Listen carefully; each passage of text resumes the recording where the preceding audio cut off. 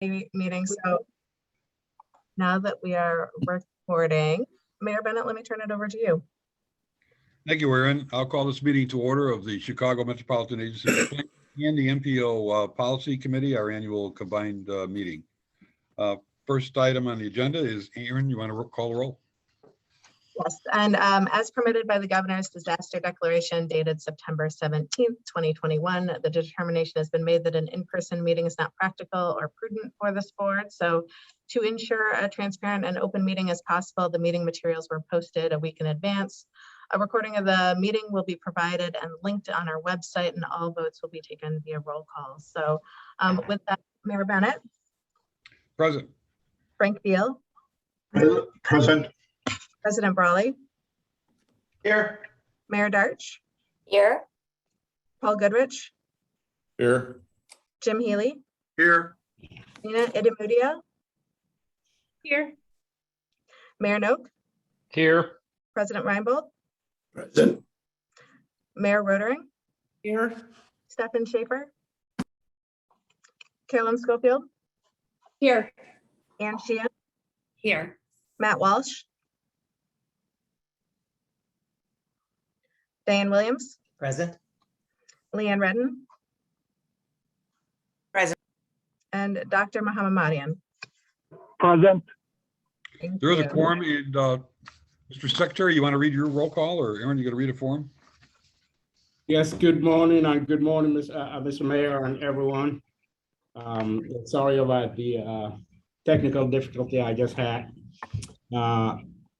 Yes, I would ask the Executive Director, Aaron Alleman, to call the roll for the MPO Policy Committee, please. Thank you. If the appointed member is not in attendance, if I could ask the alternate to please identify themselves. I'll call by organization. Idot Secretary Osmond. Here. President CDOT Commissioner Giabiagi. Here. Thanks. CMAP Beal. Frank's here. Frank's Oh, here. yes, I'm sorry. I'm That's here. okay. CMAP Brawley. Here. Thank you. CTA. Yes, this is Mike Conley representing President Carter. Thank you, Mike. Cook County. This is Jesse Elam, representing Superintendent Killen. Thank you. Council of Mayors. Mayor Schilke. Here. Thank you. DuPage County. Chris Snyder representing Chairman Cronin. Thank you. FHWA. John Donovan representing Arlene Coker. Good morning. FTA. Good morning, Tony Greep representing Kelly Brookins. Thank you. Illinois State Toll Highway Authority. Good morning, Jose Alvarez. Good morning. Thank you. Kane County. Maureen Pirog. Good morning, Chairwoman. Good morning. Kendall County. Scott Ryder. Thank you. Good morning, Chair. Lake County. Good morning, Shane Schneider representing Chair Hart. Thank you. McHenry County. Good morning, Scott Hennings representing Chair Bueller. Metro. David Kralik representing Jim Derwinski. Thank you. Pace. Rick Kwasniewski. RTA. Leanne Redden's here. Will County. Jennifer Bertino Tarrant.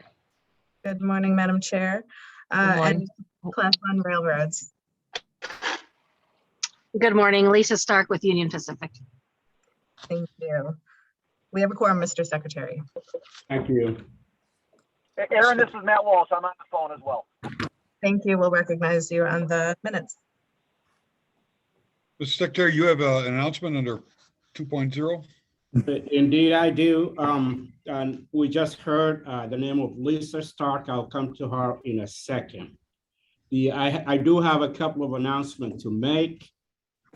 Eric Varela, whom you guys knew and who was an active participant, has taken the position of the Illinois International Port District Director. We appreciate we do appreciate his participation in the committee meetings, and I'm sure we will be working with him closely in his new role.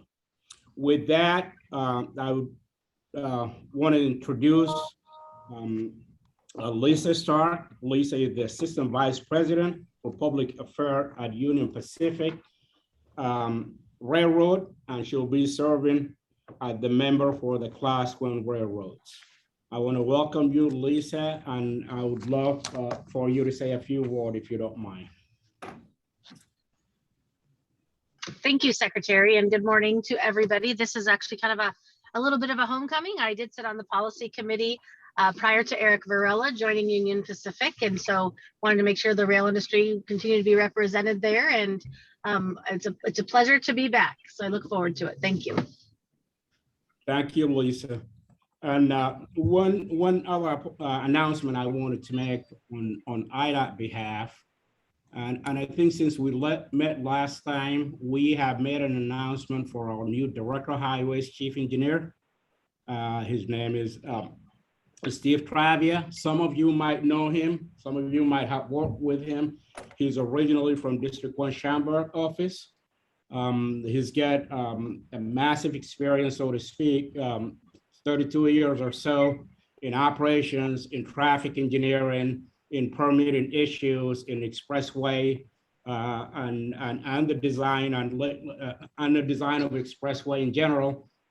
And he does have the experience of on the construction side. I think his last assignment for the district for the last few years has been dealing with the Jamburn interchange and other large projects in the district. Now he's working out of central office here.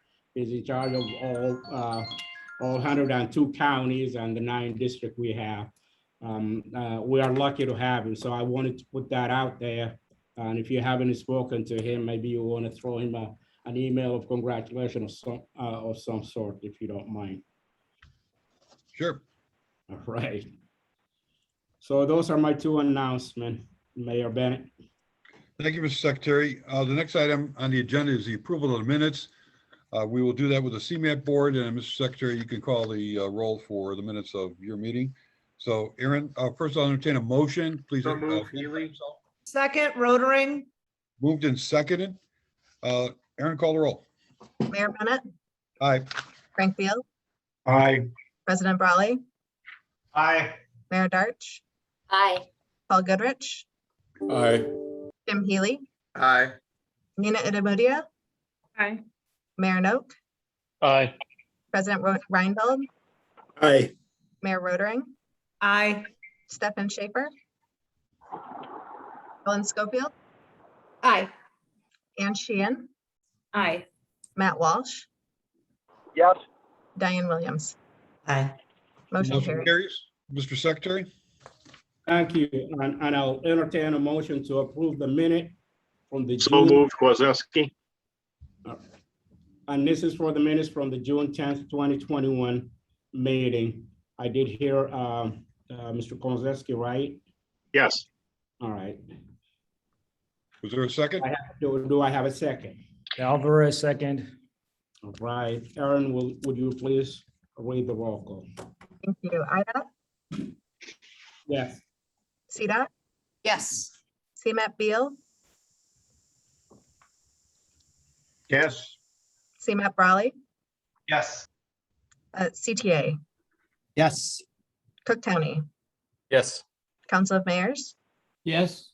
DuPage County, Yes. the Illinois Tollway, Yes. Kane County, Kane County, yes, there is a typo in the spelling of my first name. we Just will have make a that note. corrected. 1 R, 2 N's, please. Thank you. Kendall County, Yes. Lake County, Yes. McHenry County, Yes. Metra, Yes. Pace, Yes.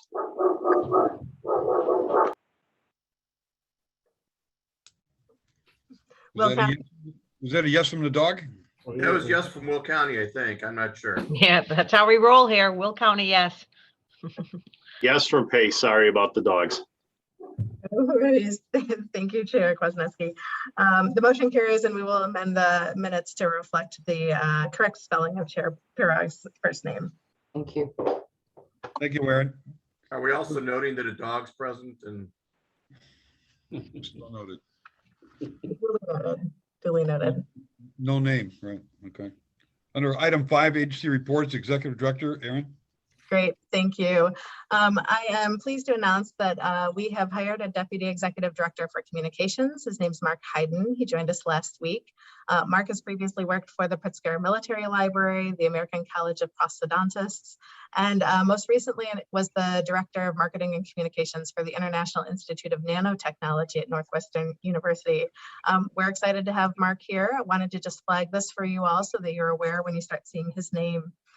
Also wanted to update and express my thanks and gratitude for those of you who helped us with our State of the Region event. We held our inaugural State of the Region event last Thursday. It featured results of a public opinion survey that we did of people who live in our region.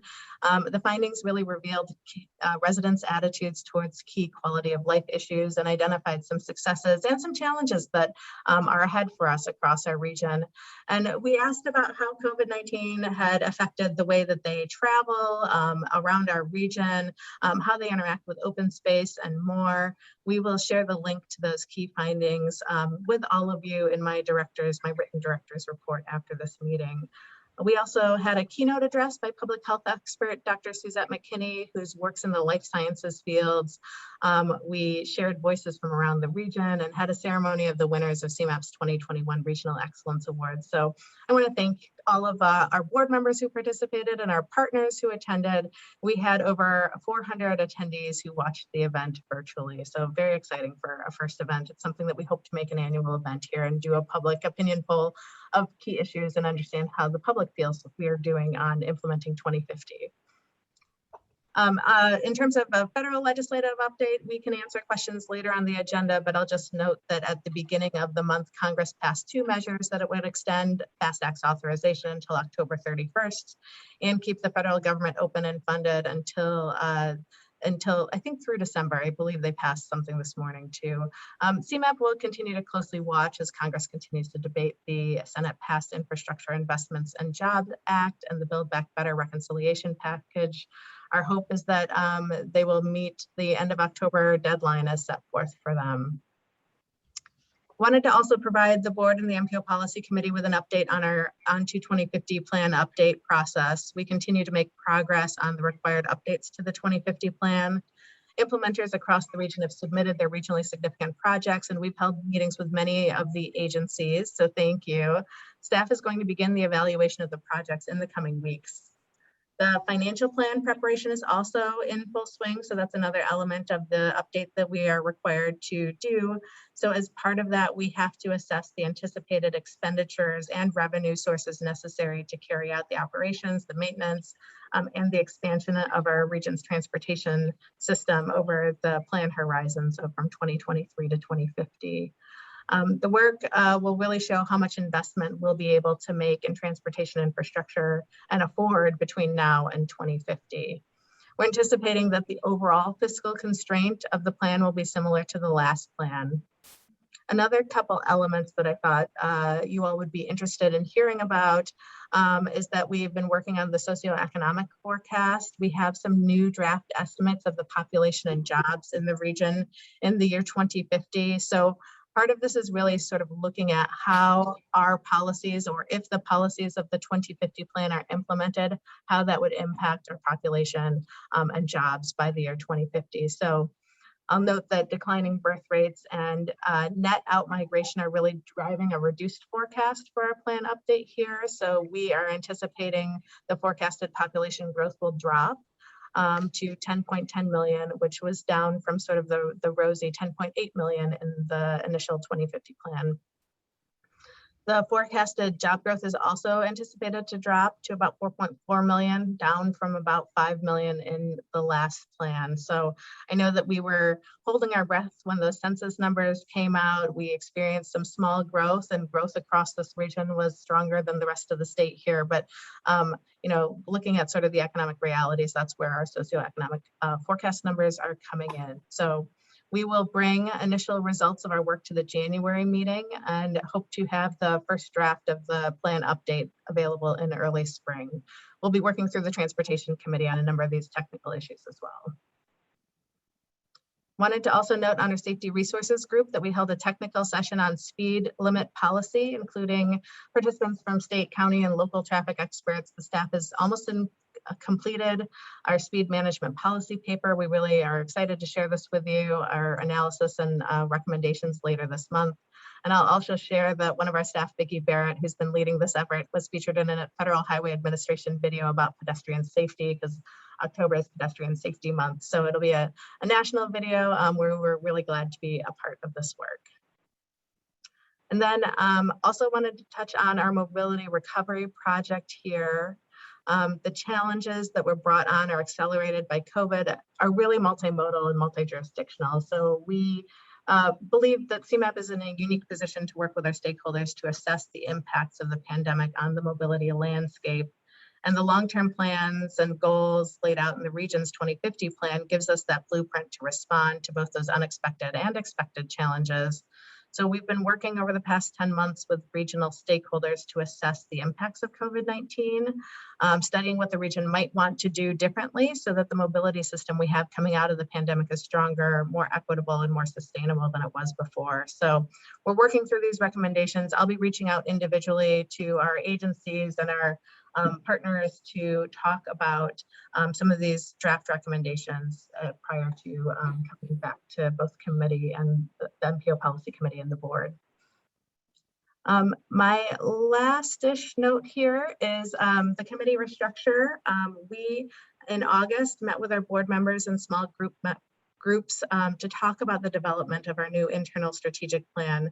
And this plan really guides our agency's work over the next 5 years, focused on how do we best advance the recommendations, the hundreds of recommendations that are in 2050. This framework really will help us better articulate the linkages between what we do in our projects and activities and the expected short-term and long-term outcomes of those projects.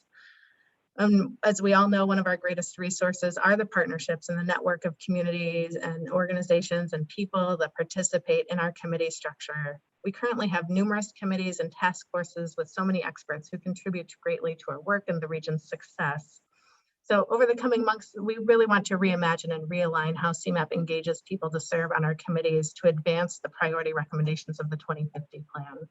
We want to be thoughtful and purposeful about the process so that we're ensuring that we aren't excluding voices from CMAP's conversation, but really focusing on more diversity in the ways that we engage them to achieve a greater impact. So we want to encourage participation from both current participants and those representing hard to reach or marginalized populations across our region. I just wanted to note that, change is hard, but by keeping our committees the same, we really are saying that we aren't interested in leaning in and finding new ways to make meaningful impact. So our region is challenges have been amplified over the past 18 months, highlighting that we haven't been as successful at making our communities as resilient as we know we want them to be. So I heard stories from all of you about how seniors weren't able to take transit to get their COVID shots once they became available.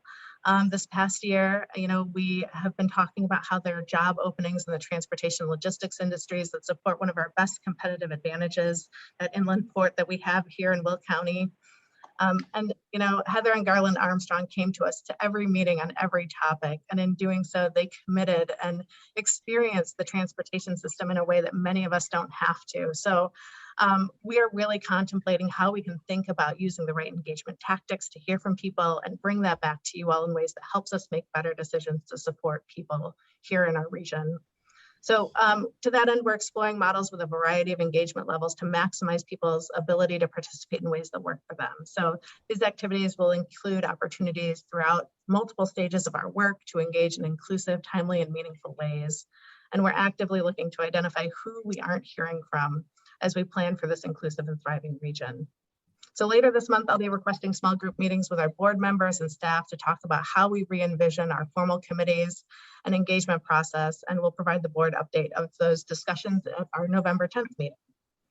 My last note is just that the UWP competitive program is available. It's been revamped, so thank you to everyone who serves on that committee for their time and input that they spent in revamping that program. The link to that will be available again in my written memo. And last Friday, we also opened jointly with our TA, our local technical assistance community program. So looking forward to helping communities do great things across the region through both those programs. With that, that concludes my report. Thank you, Aaron. Are there questions for Aaron? None being, we'll move to item 5.2, the CMAP board meeting update. Leanna? Thanks, Mayor Bennett. And I think, as most of you know, that I am the liaison from the MPO to the board. And so after at every MPO meeting, I report back to the MPO about the discussions occurring at the board. And since the last MPO committee meeting in June, the CMAP board met, as Erin was just noting, in September. The board had a brief discussion and an update on the mobility recovery work that Erin also just mentioned then, and heard an update and some highlights from staff on the Flip Youth program, and also received some updates on both the state and the legislative happenings related to our region. So as Erin also just touched on, the focus on the agenda was on the staff proposal to restructure the committees based on a memo that was included within the board materials, as well as a survey and some review of Open Meetings Act requirements. And after some lengthy discussion with the board, it was not considered for a vote. And as the MPO rep, I requested that the policy committee, as the MPO, also be included in those discussions, since I believe it impacts the MPO process. And Erin's provided an update, but it wasn't included in today's agenda. So I am encouraged to hear, Erin, that you're going to be continuing conversations, and I would like that you incorporate the MPO members into some of those discussions, because I do think there is a connection to and a real value that the CMAP structure provides. My personal opinion on this is not had no concerns necessarily with the actual proposed restructuring. I am all for thinking about ways to incorporate and expand opportunities for conversation inputs as we are struggling with and continue to talk about, ongoing recovery and what this region needs to look like and how it needs to operate in the coming years. But I think it's the process that is really critical. And so including some of the voices from the MPO, I think, is critical to that discussion as you go forward to frame out what that final structure might look like. We have an MOU between the board and the policy committee, and really CMAP has been built on years of trust and communication from within a very broad tent. And I think we all support and encourage that to even get stronger. And I just think more voices is going to be helpful. That's really all I wanted to just note, in addition to the comments Erin made, and just sort of formally again request that as you continue those discussions over the coming weeks, Erin, that you incorporate some stakeholders from the MPO policy committee. That really concludes my report for today, and I'd be happy to answer any other questions. Well, Leanne, if I may, I'll just share that, that our transportation implementers are so important to us making some of these changes that the region has been talking about in the 2050 plan. So we look forward to engaging and continuing the conversation with our transportation partners. Thanks. Thank you. Moving on to item 5, Council Mayor's update. Mayor Schuelke. Morning, Jeff. Morning. Thank you very much. At the my script here that's been sent to me by the staff, I'm going to read, and then I want to make a couple of comments after that. At the July 20th meeting, the Council of Mayors Executive Committee received an update on the recent work of the STP Project Selection Committee. The committee also received a detailed overview of the recommended CMAP, TAPL, and STP shared fund programs, which will be discussed later on the agenda for this meeting. There was an update from the Idot local roads regarding current and future lettings of projects. The RTA staff then provided a presentation on the RTA's work to develop a performance-based capital allocation process. The Metropolitan Mayor's Caucus also provided an overview of its climate action plan for the Chicago region. The plan is intended to be used as a framework for local climate action. CMAP staff gave an overview of work of the CMAP local government network including promotion of Visit Chicago tourism campaign by connecting municipalities with marketing resources. Finally, the staff provided an update on legislative activity at the federal level, and the next Council of Mayors meeting will be next week on October 19th. And I just want to add, as most of you know, I've been around here a long time, along with Jerry Bennett. He and I got elected mayors on the same day 41 years ago now. And so I've been around a long time. And I was here when Congressman Lipinski convened his reorganization effort that included wanting to consolidate Katz and Nipsey, a couple old names out of the past. And I want to tell you that, you know, the idea was to merge the transportation and the land planning into one agency. And I'm very impressed and pleased right now with what I see is being done at CMAP to kind of bring this all to fruition. And I think it's come at a very critical time. And I just want to go on record as really commending Erin and her staff for trying to, you know, kind of look at the process and make it more and more inclusive and more understanding as to the issues that we are facing in this region.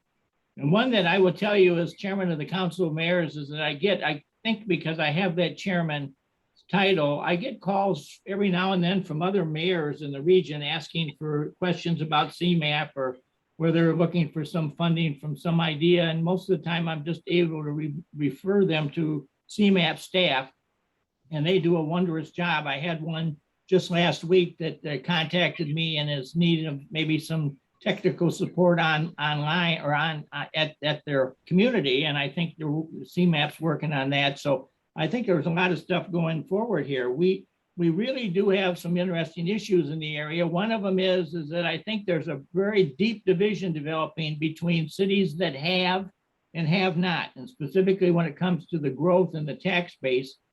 And I'll use myself as the example here. I'm not trying to brag or anything, but in Batavia right now, I've got on the books in front of me in action, and some of it's still being discussed by the city council, well over 1,000 new living units want to be built in my community. Last night we had a meeting, we had presentations for 268 more. So I'm buried in development out here and growth, and many of these mayors that call me are coming from towns that they've lost population. They're worried about their local government distributing fund falling because of the census numbers and everything else. So we've got a real mixed match here. And I will tell you that I've been able to use my connections with the CMAP staff and Erin's folks to really have some in-depth conversations of understanding and direction about what's really happening out in the suburbs. And I think we've got this well in hand.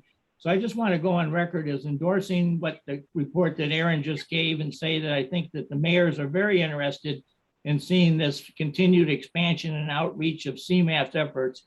And I want to go on record as thanking the CMAP Board of Directors and all of you for your leadership in this and understanding, because we are at a critical point in the history of the region that really needs to be reviewed and understand and probably adapted and reorganized in a lot of respects.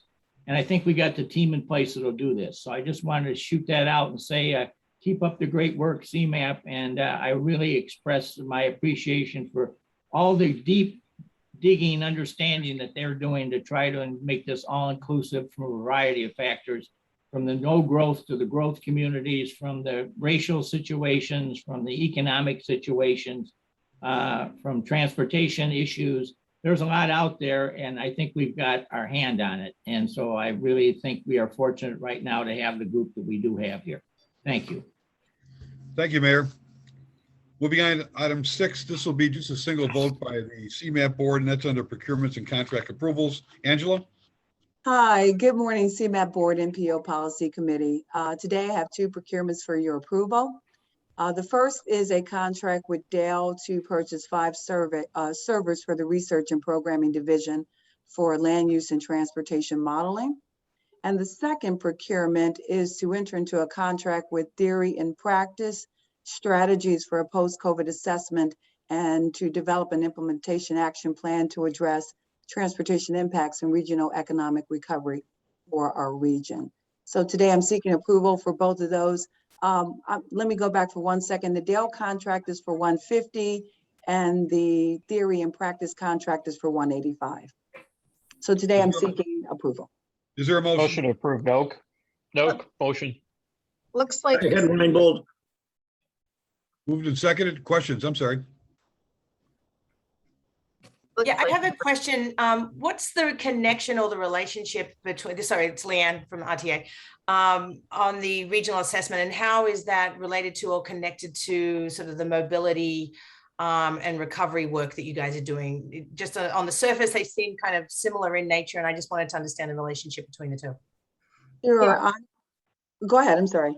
oh, no, sorry, Angela. I was going to start it off by saying, one of the things that the county board chairs asked us to do is really look at sort of the economic impacts. So we've been of COVID. So we've been convening the regional economic development entities across our region.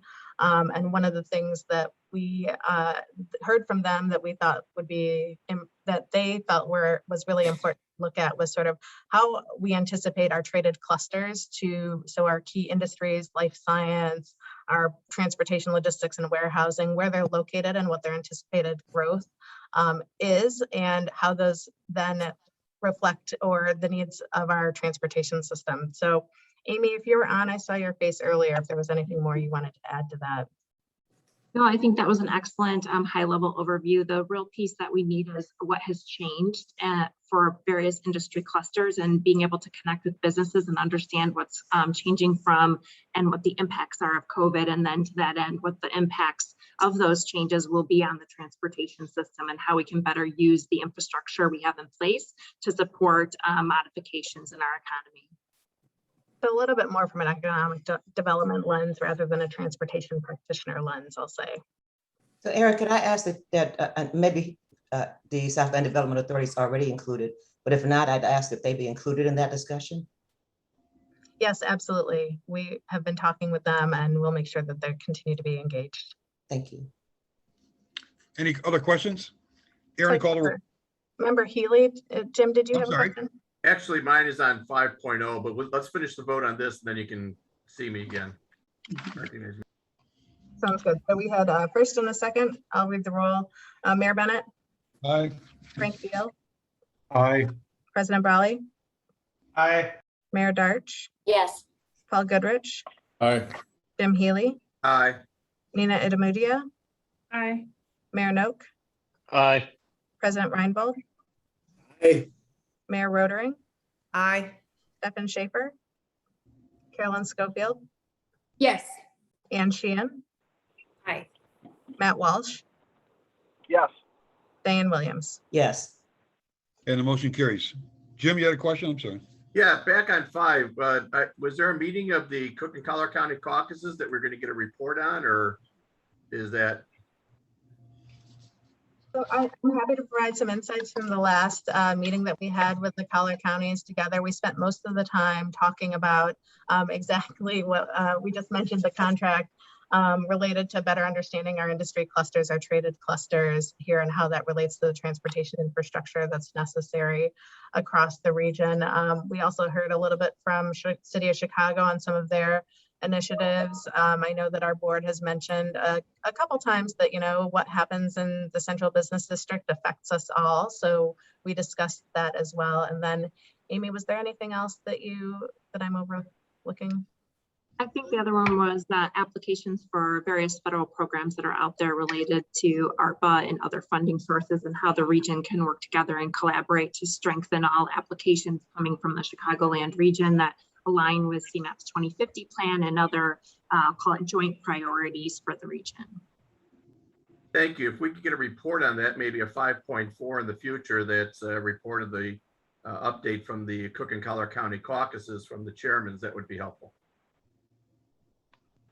Thanks, good suggestion. Thanks, Jim. Item 7, Mr. Secretary, this is your item. Okay, thank you, Mr. Mayor. Item 7 is related to the election of the MPO Policy Committee Vice Chair. I'll ask Mayor Schulte if you will please present this item. Thank you, Mr. Secretary. We had a meeting of the MPO nominating committee, and the way this works, we can ask the person who is currently serving as vice chair to take a second one-year term so that you would be in that position for 2 years. And I had the experience of having this role many years ago, and during the period of time that I had the role, for whatever reason, we had a state IDOT transportation secretary that didn't apparently like to come to the northern part of the state. And so he never showed up at an MPO policy committee in the 2 years that I was vice chairman. So I had to run all the MPO meetings for a 2-year period of time, which was kind of a piece of conversation around CMAP for a while. But anyway, so there is an importance to this, although Secretary Osmond is very good about showing up, so I don't have to worry about him not showing up. But there is some importance of having a vice chairman, I guess is my point here. So I am honored today to submit the name of Leon Redden, who is our current vice chairman, for a second 1-year term for that position. We had quite a conversation at the committee meeting about this, and she was the unanimous choice. I haven't been able to talk to her directly. I left her with a phone message the other day and said if I was going to do this to her, and if she had any concerns, please call me. I haven't heard from her, so I'm assuming that she's agreed to stay on for another 2-year period. So I would make the motion for the appointment of Leon Redden to be vice chair of the MPO Policy Committee. I'll second that motion. Thank you, Mr. Mayor. Now, I'll entertain. Mayor, before we go any further, may I ask how many years ago you played this role? I'm trying to see how many secretaries. It was during Governor Quinn's administration. Oh, there you go. All right, then I'll entertain a motion to approve. Please state your name when you motion or second. And I think I'm trying to get the names of who just. All right, Kwasniewski seconded. Perfect. And Aaron, will you please then read the roll call? I will, and I'll just clarify for the record that it is the second year. This will be a second term 1-year appointment. Right. Idot? Yes. Idot? Yes. CMAP, Frank Beal? Yes. CMAP, President Brawley? Yes. CTA? Yes. Cook County?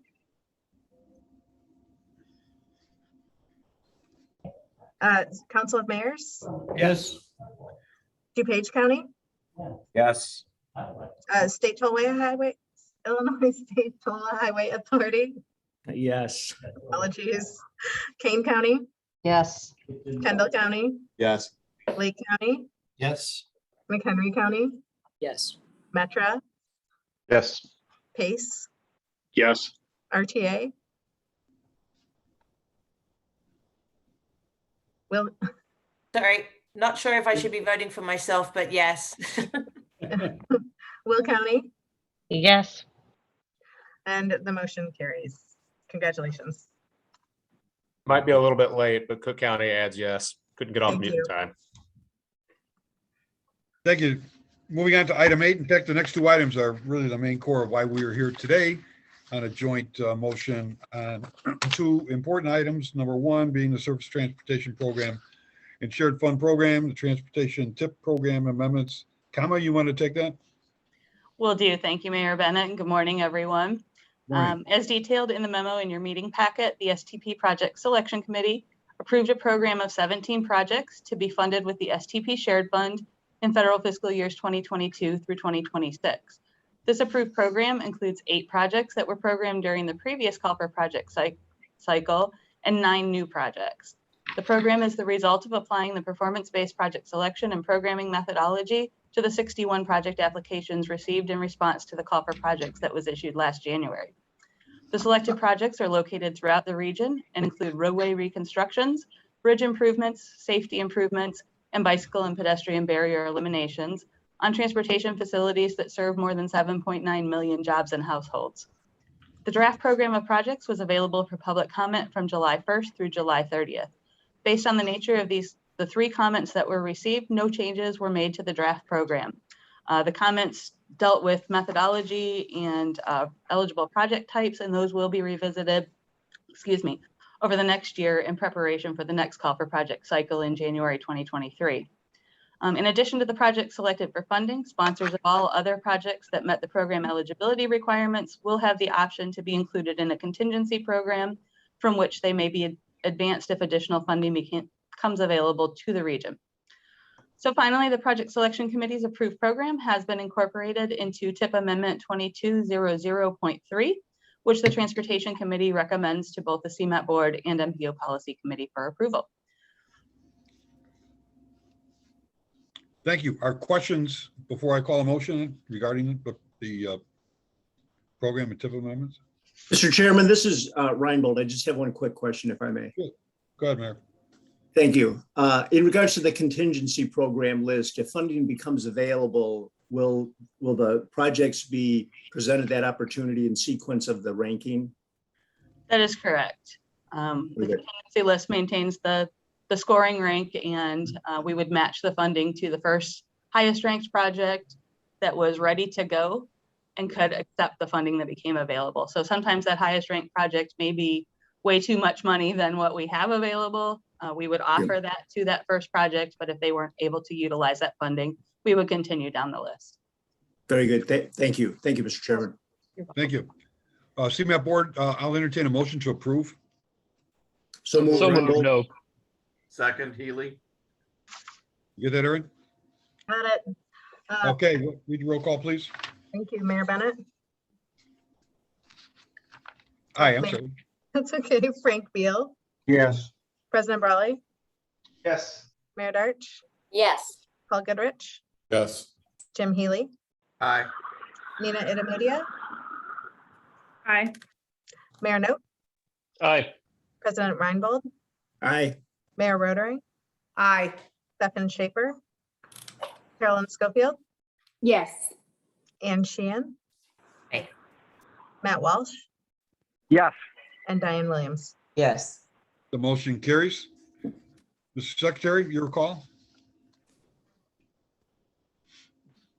And thank you. And likewise for the MPO Policy Committee, I'll entertain a motion to approve. Leanne Redden makes a motion to approve. Second, CDOT. Thank you. Aaron, will you please read the roll call? Thank you. Idot, Yes. CDOT, Yes. CMAP Frank Beal, Yes. CMAP President Brawley, Yes. CTA, Yes. County, Yes. Council of Mayors, Yes. DuPage County, Yes. Illinois Tollway, Yes. Kane County. Yes. Thank you. No worries. Kendall County, Yes. Lake County, Yes. McHenry County, Yes. Metra, Yes. Pace, Yes. RTA, Yes. Will County. Yes. The motion carries.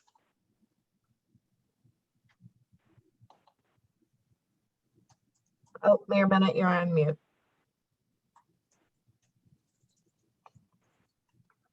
The other item is number 9, which is the Congestion Mitigation and Air Quality Improvement Program for 22 to 26 Transportation Alternatives, Local Program and Transportation Improvement Programs. Kama, I'll give it back to you again. Actually, I'm going to take this. This is Doug Ferguson.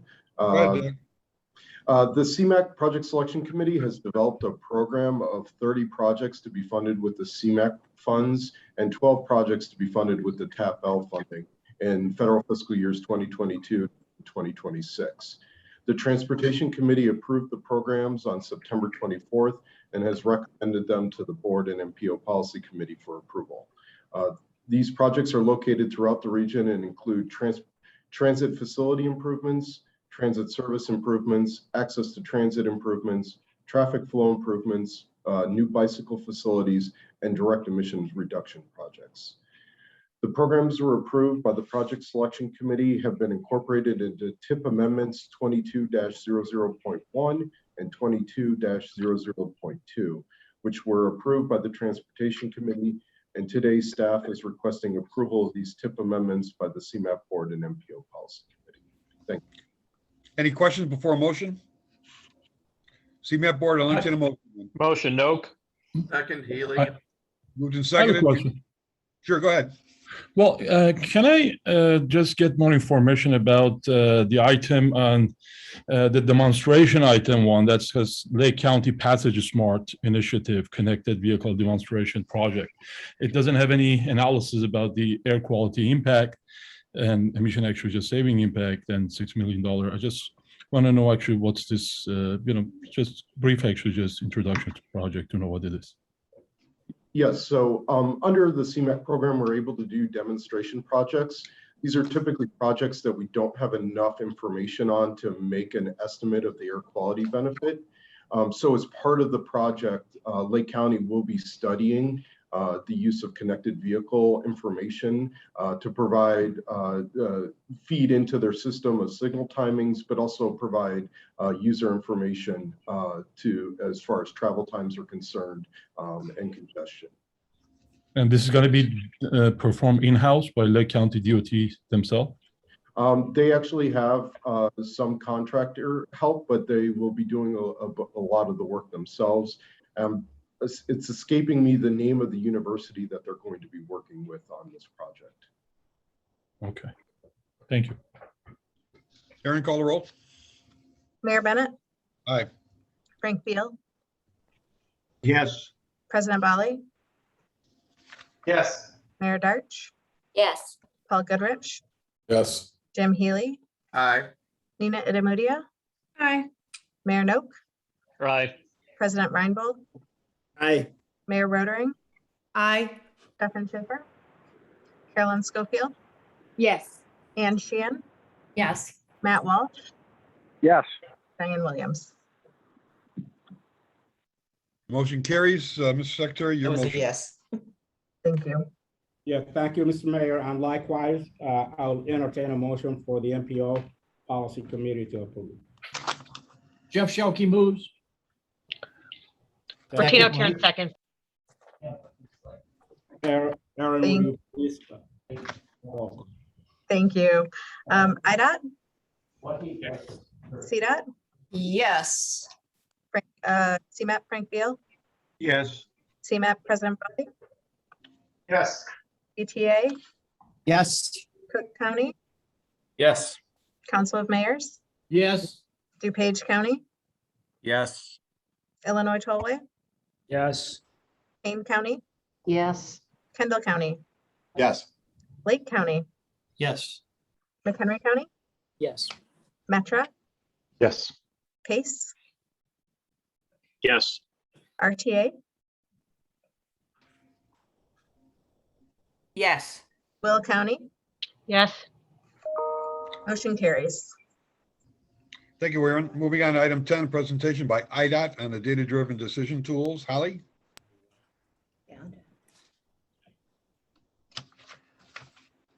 Good morning, everyone. My name is Holly Beanman. I'm the Director of the Office of Planning and Programming, and I'm here to talk to you today about data-driven decisions. It looks like the PowerPoint may have gotten a little, but that's okay. We all see what it says, right? Yes. Great. Okay, so if we go to the next slide, we can see that this is the Office of Planning and Programming's mission, and we're looking at modal integration as something we strive for. So please keep that in mind as I review this work and the tool, and as we seek feedback. We have a lot of good data at the Department on moving vehicles, and we need to work on our data and metrics for moving other modes and just people. This tool and initiative fits into our mission, which is to provide travel options that are user-focused, economically supportive, and ecologically sensitive. And we want the system to be reliable, enhance the quality of life, and support economic prosperity. So today, what I'd like to talk about is, go to the next slide, please,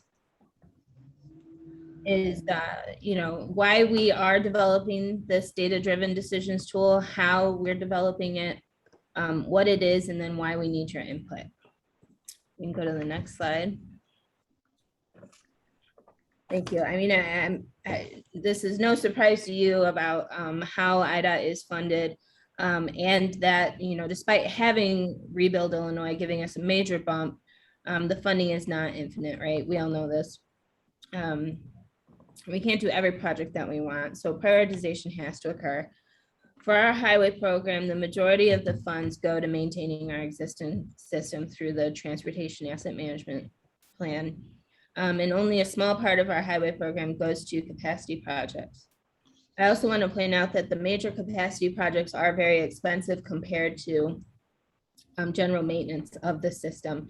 And so despite it already being a small amount of money, it's also a small amount of projects.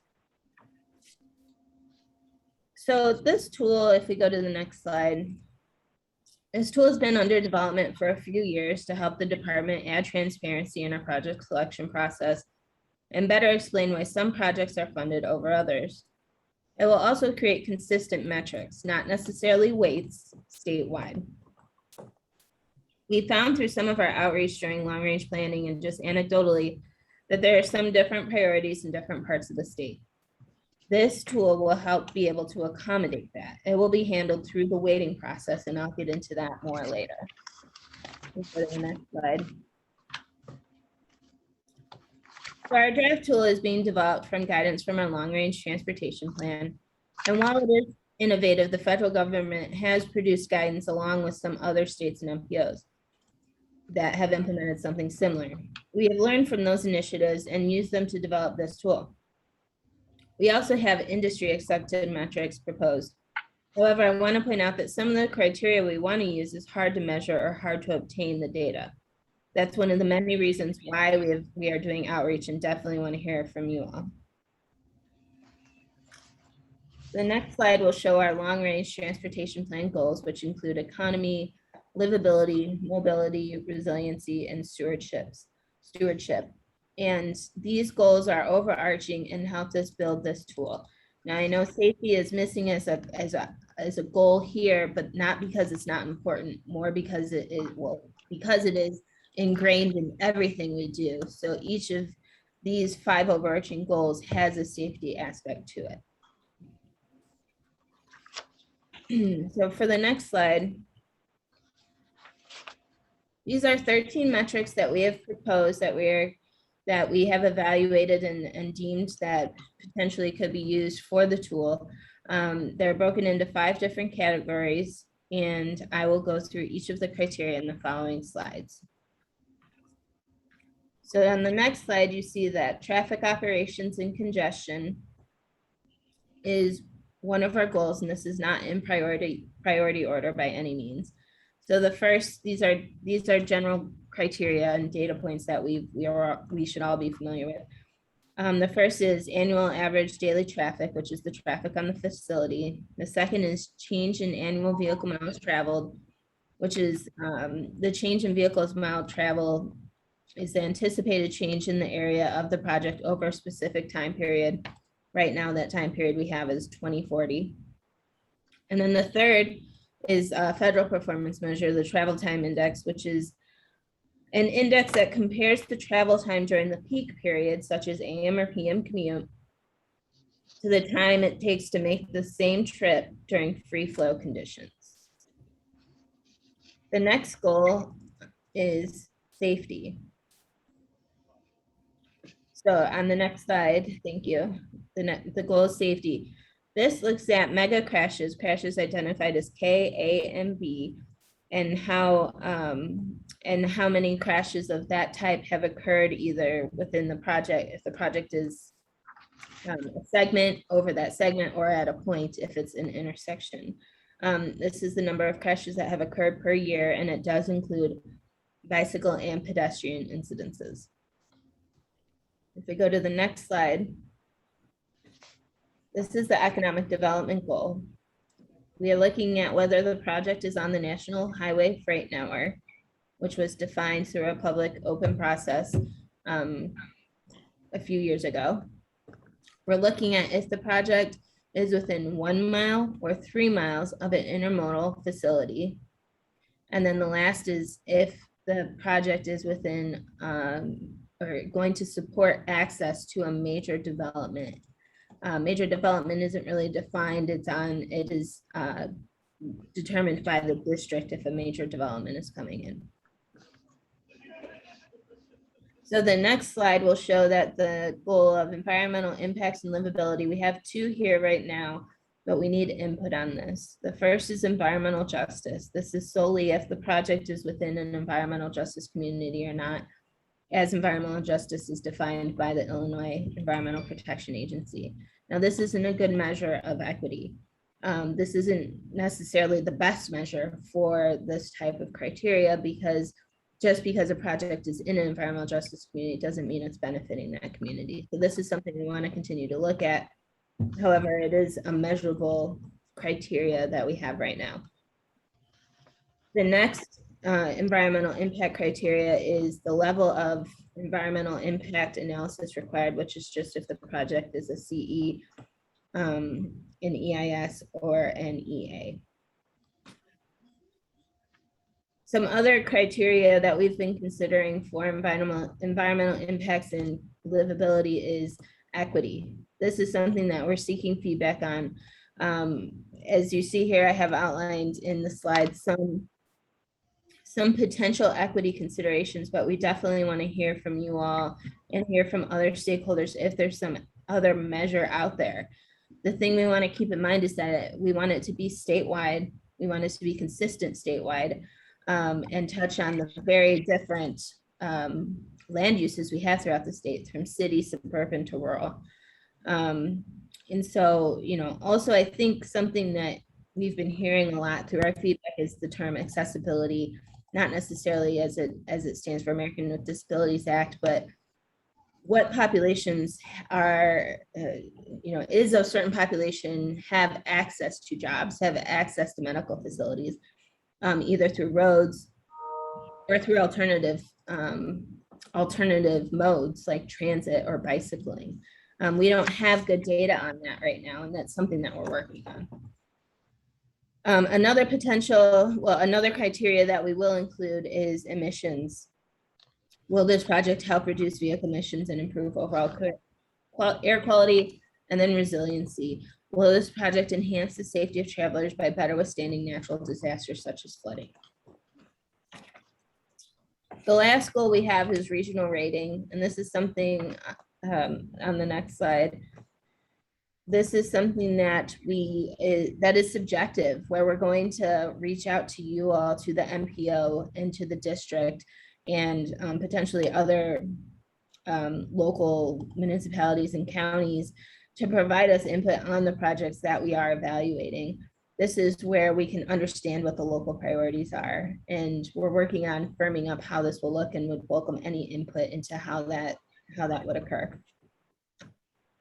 On the next slide, I just want to highlight all of the 13 criteria so far and explain that throughout the state, well, right now these are in no priority order. We are doing this outreach to understand what priority each of these goals should have. Not only within, you know, traffic operations compared to safety, but also within those criteria. So through our public outreach that we did on our long-range transportation plan, we heard in District 1 area that traffic operations and congestion is a higher priority than economic development. Whereas in downstate, we're hearing economic development is a higher priority than traffic operations and congestion. And so should those be weighted differently?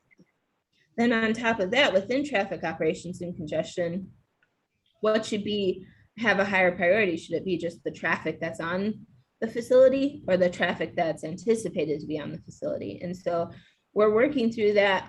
We have a MetroQuest survey that's out there right now that's going to help us identify that. So always looking for feedback on that. If we go to the next slide,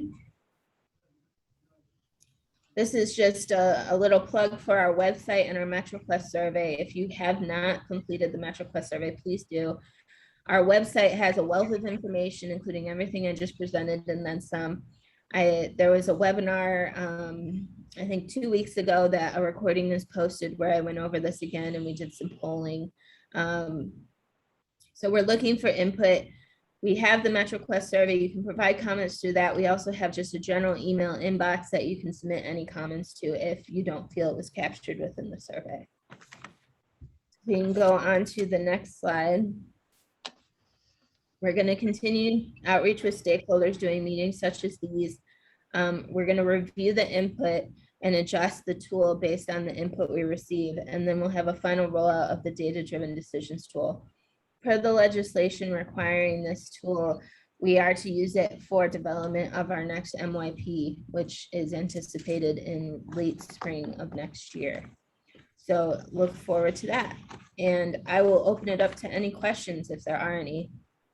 Any questions of Holly?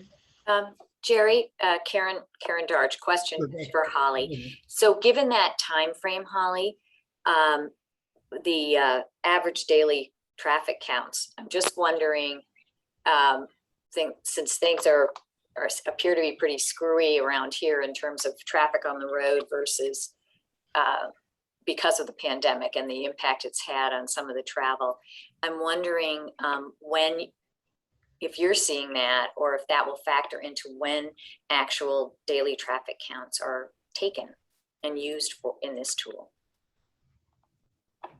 That's a great question. So we take traffic data every other year on non-interstates. And so we also keep the information and run a 5-year average daily. You know, we have the 5-year rolling average for traffic counts too. So that's something that we definitely need to take into consideration. And I appreciate that comment. Right now, I think we're just using existing, but with the pandemic, you're right. We need to look at maybe a 5-year rolling average. Commissioner Biaggi. Yeah, thanks. So we'd be happy to share with you what we're using for to address mobility hardship and economic hardship. So we created a index as part of our capital improvement program. So it becomes weighted criteria. So that kind of clusters the issues around commute times, percent of a population with a disability, percent of transportation as a cost, with economic hardship elements like percent of crowded housing, of poverty, those kinds of things. And so it creates 3 tiers across our city by community area that enables us to provide weighted criteria with each capital program component. And then it enables us to make sure that we're getting it right, hopefully, with the distribution of our projects. So happy to share that with you. That would be great. Thank you very much. I'd really like to learn about that. Sure. Holly, I just had one thing to add in regards to the economic development slide that you had. I think one of the things you identified, like with the intermodals, is like within 3 miles was some of the criteria. And I think, you know, maybe if you guys took a look at that, that certainly works at a lot of the intermodal facilities in the city and so forth. But, you know, I think when you look at some of the ones at the former Joliet Arsenal, the Centerpoint intermodal facilities, you know, you might want to expand that to maybe 5 miles, because, you know, there's such a gap between where the intermodals are in some main intersections and road improvements that might need to get done. So just take a look at that and maybe talk to Will County and, you know, get their input and so forth, and some of the communities around those intermodals. Great, thank you. We'll do that. Other questions? Jesse?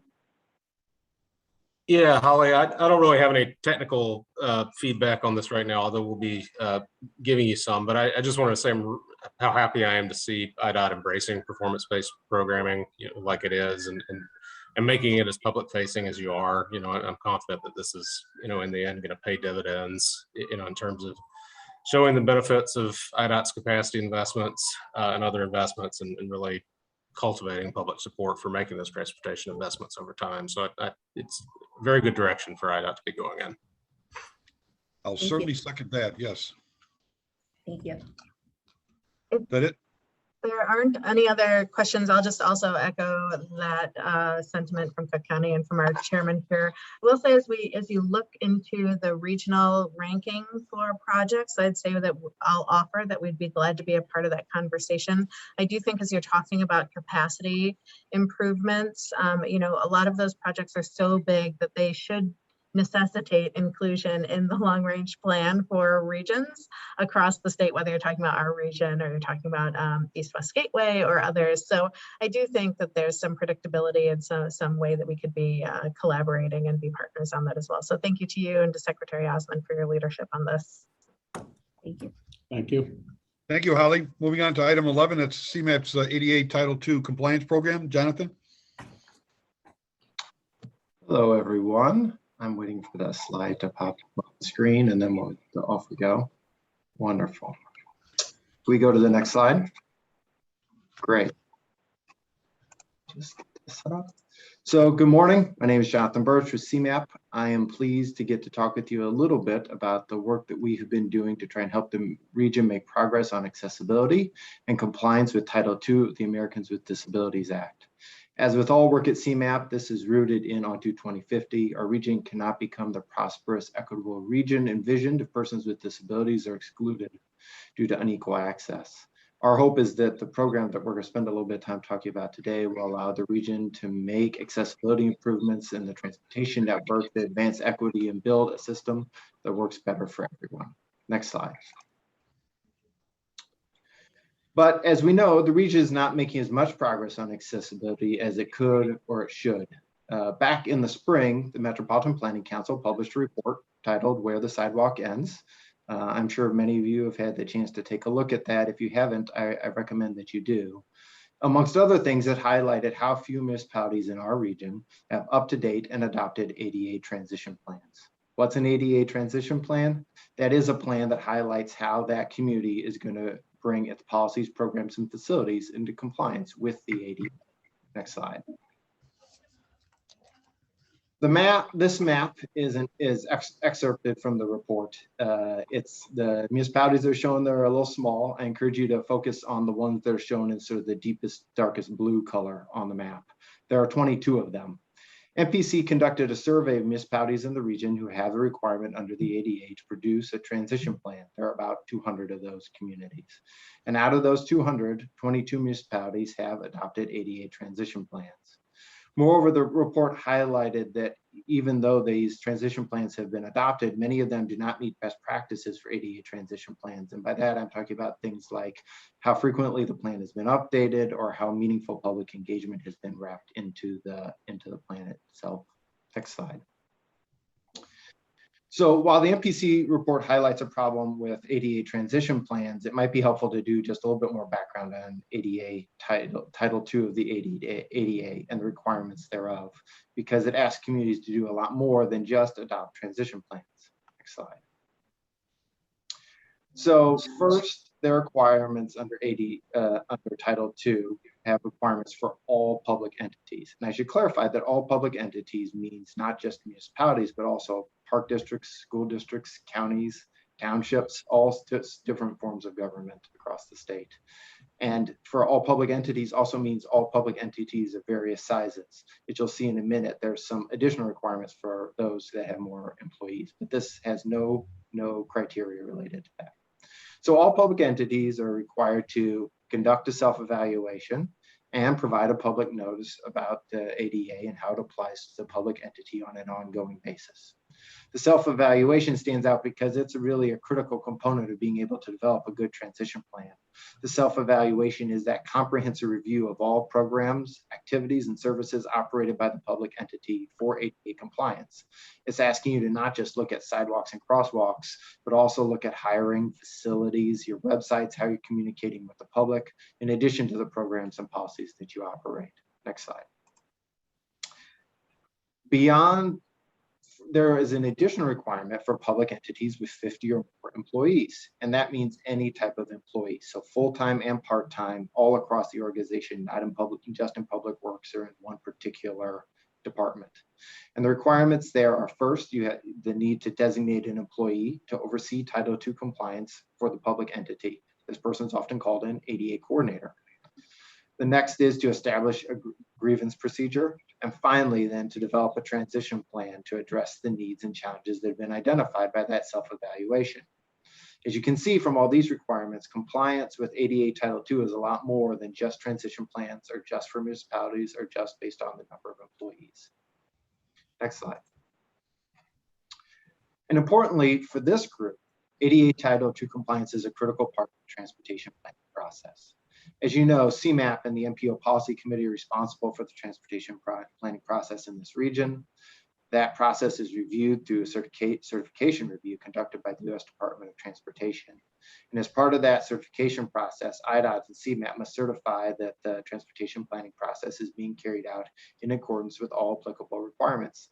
That includes the ADA.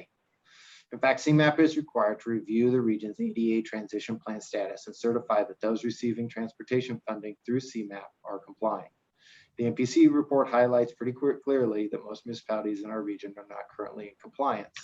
And this non-compliance creates a liability that could jeopardize future federal transportation funding for the region. So, next slide. We've talked a little bit about the problem. Let's talk just a little bit about the approach.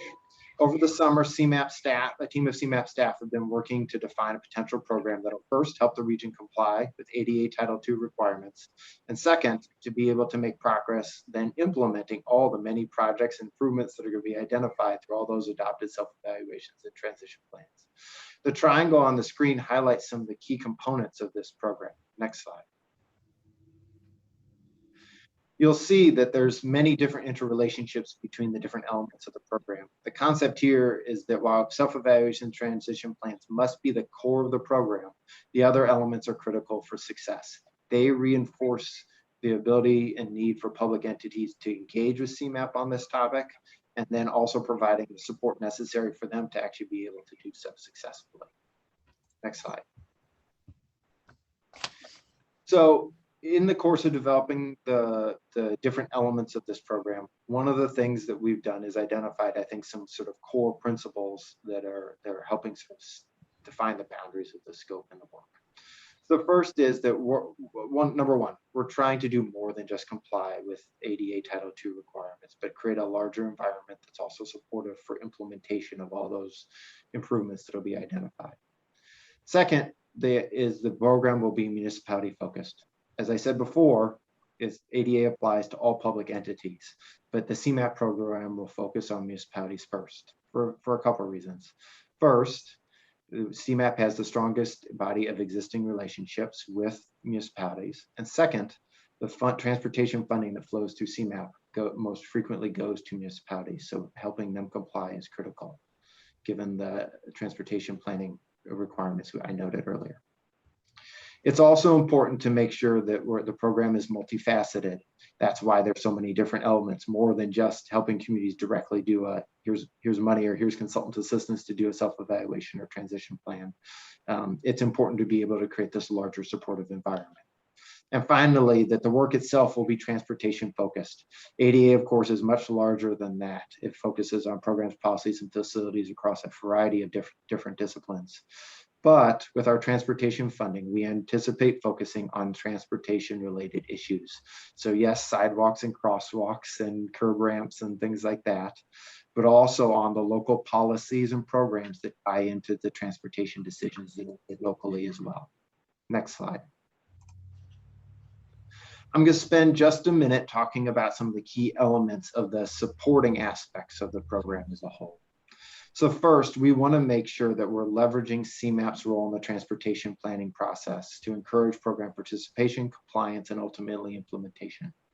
Here, I'm talking about things like scoring for CMAC and TAP and STP applications in the future, talking about the type of reporting that occurs through the TIP, and other ways to build hooks and nudges into the funding programs that not just CMAP operates, but working with our transportation partners and funding partners to think about how those hooks and nudges can be integrated into programs they operate as well. Also, we want to be able to look into how we would be funding to actually implement these plans, including working with our partners at the counties to think about the sort of role that they can play in helping fund implementation as well. Second, we know it's critical to be educating staff and leaders throughout the region on ADA broadly, along with all the nitty-gritty for all the different topics that I've talked about so far. So some of this may happen through existing tools that you're familiar with, things like CMAP talks that might be good for especially broad baseline education about ADA requirements. but others will be narrower and more focused on building the capacity of communities to actually do the ADA planning that's necessary. So, right, training municipal staff on how to do a self-evaluation or a transition plan, as well as building the capacity for implementation, right? Training for ADA coordinators and how to be able to succeed in that role and really help move forward implementation locally, or training for engineers on accessibility standards. Finally, we know that outreach and convening is a critical part of any program as well. And we've seen both through CMAP's work and that of our partners how valuable it can be to bring together municipalities when they're working on one common topic, be able to share their experiences. Many people are familiar with the work done by the Metropolitan Mayor's Caucus. Through their aging work, have had the opportunity to experience that and see the value of that sort of peer learning environment on topics related to aging. We envision a similar component of this program that we're talking about focused on ADA compliance. Also, we know that there's a need to be a dedicated approach to outreach. We're talking about a high volume of ADA planning occurring all across the region for a long period of time. And in order to be able to do that, we need to make sure that the advocacy organizations, particularly those representing persons with disabilities, have the capacity to be able to engage in both the regional and local planning that's going to be occurring. So we envision as part of this having an outreach network that would help those entities have the capacity to be able to engage in that work. Next slide. But of course, the core of the program has to be self-evaluations and transition plans. That's the key metric that we're trying to make progress on, especially in the short term. Now, we're still scoping the different phasing and aspect for this program, but again, some key elements are becoming clear. First, a key part of any program is going to be some type of direct support to municipalities to help complete these components of these plans. We're still working out the form and timing of this assistance and made good progress on that in September through an RFI reissue.